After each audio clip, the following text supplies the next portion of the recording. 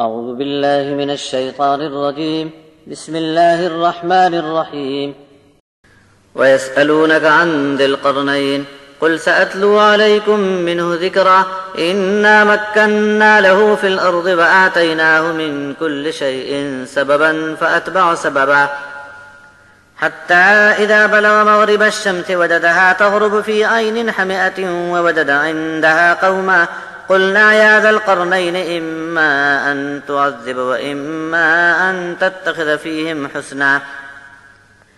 قال أما من ظلم فسوف نعذبه ثم يرد إلى ربه فيعذبه عذابا نكرا وأما من آمن وعمل صالحا فله جزاء الحسنى وسنقول له من أمرنا يسرا ثم أتبع سببا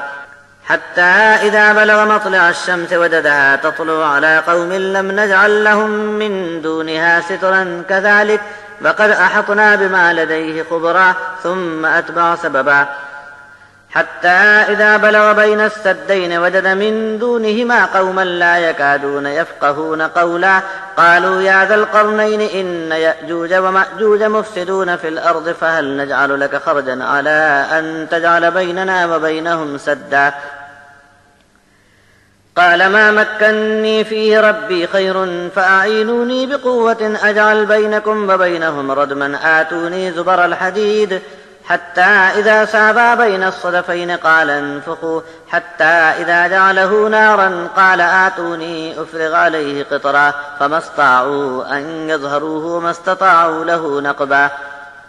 قال هذا رحمة من ربي فإذا جاء بعد ربي جعله دكاء وكان بعد ربي حقا وتركنا بعضهم يومئذ يموج في بعض ونفخ في الصور فجمعناهم جمعا وعرضنا جهنم يومئذ للكافرين عرضا الذين كانت أعينهم في غطاء عن ذكري وكانوا لا يستطيعون سمعا. اور آپ سے ذوالقرنین کے بارے میں انہوں نے سوال کیا ہے، آپ فرما دو کہ میں اس کا بھی کچھ حال بیان کر کے تم کو سنا دیتا ہوں. ہم نے زمین میں ان کو خوب طاقتور سلطنت عطا کی تھی اور طرح طرح کا جنگی سامان اور اس کے اسباب بھی عطا کر دیے تھے. بس پھر اس نے ایک سبب کو ڈھونڈنے کے لیے پوری تیاری سے کوچ کیا. ایک سفر کا انتظام کر کے وہ سورج کے غروب کی طرف چل پڑا، یہاں تک کہ اس نے دیکھا کہ سورج گاڑھے پانی کے دلدل میں ڈوب رہا ہے اور آگے راستہ نہیں ہے. تو وہاں پر اس نے ایک قوم کو پایا. ہم نے کہا کہ اے ذوالقرنین، تم کو اختیار ہے، چاہے تم ان کو سزا دو یا پھر تم ان کو اچھے طریقے پر لانے کی کوشش کرو. ذوالقرنین بولا کہ جو کوئی ظلم کی راہ پر اڑا رہے گا تو ہم اسے سزا دیں گے، اور پھر وہ اپنے رب کی طرف پہنچایا جائے گا تو وہ اس کو عذاب کی ایسی سخت مار مارے گا جو اس نے کبھی دیکھی نہ ہوگی. اور جو ایمان میں آ جائے اور نیک عمل کرنے پر لگ جائے تو اس کے لیے بہت اچھا بدلہ ہے، اور ہم بھی اپنے کاموں میں اس کو آسان بات کہیں گے. پھر اس کے بعد ذوالقرنین دوسرے اسباب کی تلاش میں چل پڑا. یہاں تک پہنچ گیا کہ ایک قوم کو سورج کے طلوع کی جگہ پر اس نے پایا کہ سورج کے سوا اس قوم پر ہم نے اور کوئی آڑ نہیں رکھی تھی. اور یہ قصہ یوں ہے کہ ذوالقرنین کے پاس جو کچھ ساز و سامان تھا سب کچھ ہمارے قبضے کی چیز تھی اور سب کی ہم کو خبر تھی. پھر ایک سفر کے لیے سامان تیار کیے اور تلاش میں نکل پڑا. جب چلتے چلتے دو پہاڑیوں کے درمیان پہنچ گیا تو وہاں بھی ایک قوم پائی جو کسی بات کو سمجھتی نہیں تھی. وہ بولے اے ذوالقرنین، بے شک یاجوج اور ماجوج اس علاقے میں بڑا اودھم مچاتے ہیں،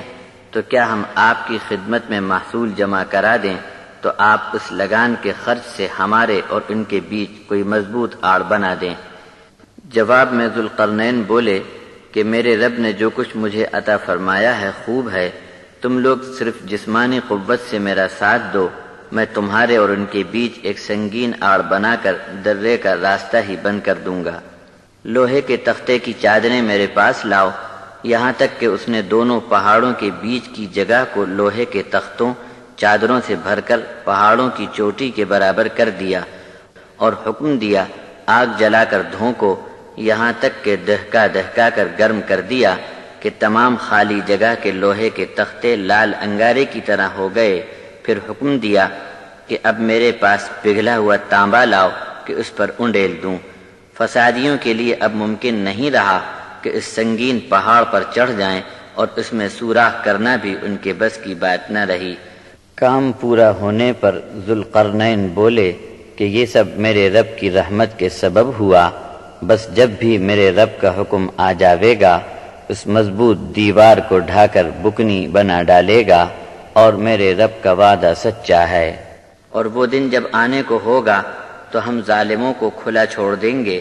ایک دوسرے میں ایسا دھنستے ہوں گے جیسے دریا کی ایک موج دوسری موج میں گھس کر لہراتی ہے۔ تب سور میں پھونک مار دی جائے گی اور ہم ان میں سے ایک ایک کو جمع کر لیں گے،